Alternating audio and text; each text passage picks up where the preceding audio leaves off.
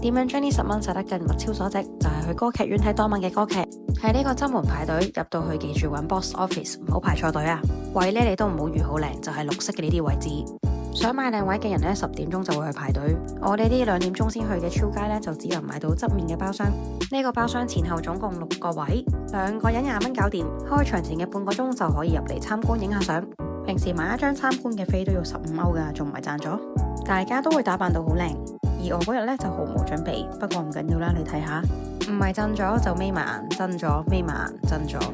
呢個鐘聲就係嗱臨要入場啦，因為個位都有啲難揾，同埋要叫職員用鎖匙幫你開門。當日個位就係咁，因為前面坐咗2個人都有少少遮咗視線，而且呢個位本身就睇唔晒成個台。開頭都諗住聽唔明，只係入嚟感受下。原來佢全程都有英文字幕，所以最後都大概估到佢講咩。而且佢哋嗰啲真係令到我起晒雞皮。唔介意個位嘅人絕對可以嚟睇。